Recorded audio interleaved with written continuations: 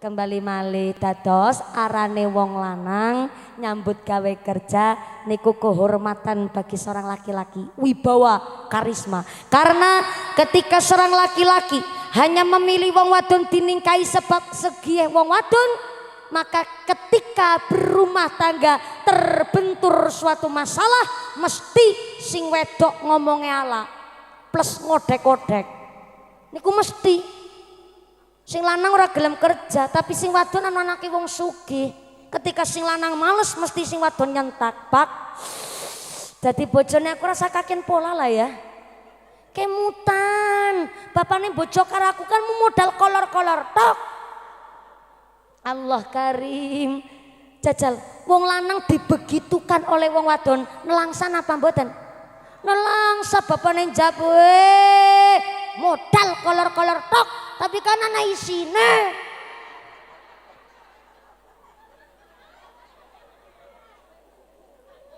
Akhirnya dadi tukaran dina-dina. Maka jangan salah, ketika dulu Kanjeng Nabi masih muda belia, umurnya 25 tahun, ternyata sudah punya tekad yang besar, gipun menika mengkhidbah seorang wanita yang istimewa, gipun menika Sayyidah Khadijah, seorang janda 2 kali. Tapi beliau janda bukan sembarang janda, beliau janda terhormat. Bahkan teng riwayat beliau ketika ngantos jadi janda 2 kali ternyata sudah mempelajari Injil kali Taurat. Dados wong wadon cerdas. Diwastanilah janda terhormat pertama karena dari keluarga yang sangat-sangat bijaksana dan sugih.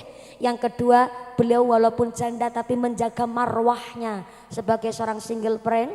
Yang ketiga, yeniku seorang janda yang ternyata sugih, saudagar, kaya raya, pinter golek duit, tajir melintir.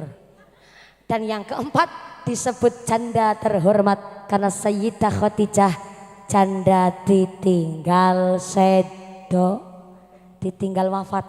Jadi suaminya 2 kali menikah, Sayyidah Khadijah 2 kali menikah, suaminya niku sedo terus Bu, sehingga diwastanilah beliau janda terhormat. Berarti memang sudah dari sejak lama kalau ada janda dapat bujang itu suatu prestasi.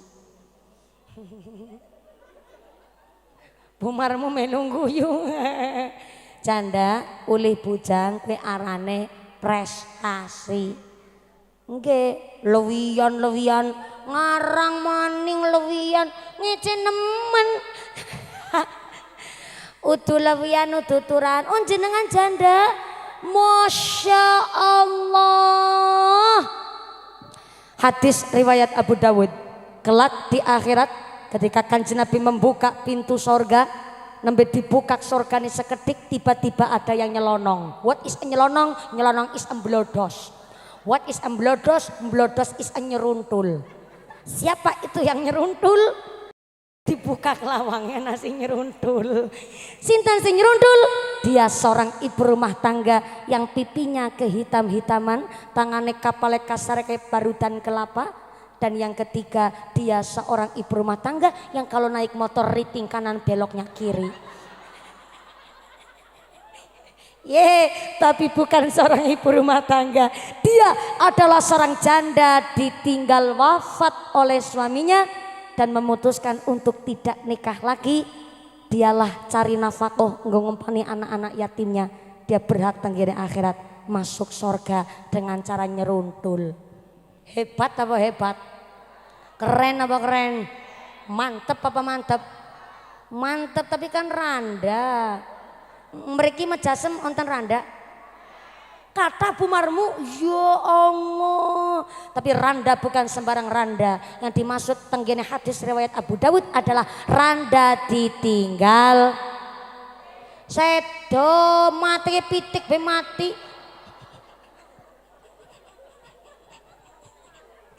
Randa ditinggal sedo.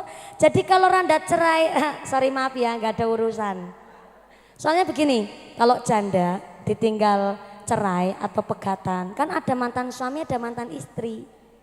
Walaupun sudah pisahan, mantan suaminya tetap wajib ngasih nafkah sama anak-anak kandungnya.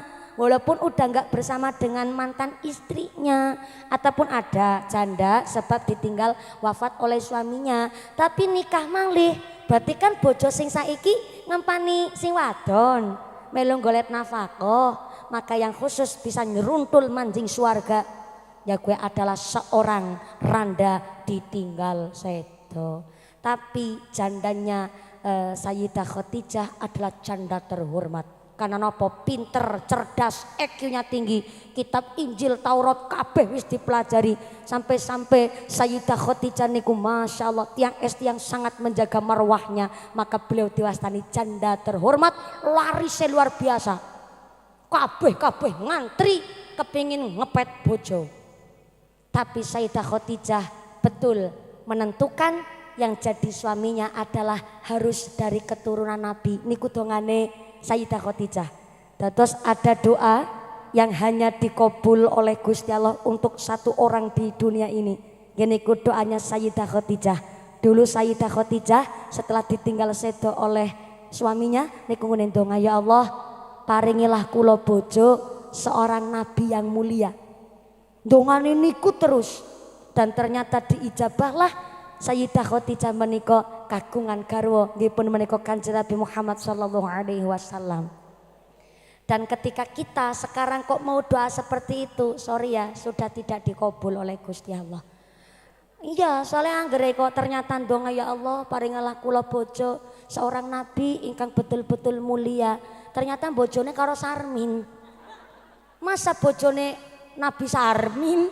Ya ora pas kan, Bu? Hanya untuk Sayyidah Khadijah. Mulane kula diwastani seorang wanita yang amat sangat istimewa karena ternyata pikantuk Kanjeng Nabi Muhammad sallallahu alaihi wasallam, janda yang sugih tajir melintir, tapi Kanjeng Nabi pun sudah menyiapkan mahar yang fantastis kan akan melamar mengkhidbah seorang wanita yang istimewir.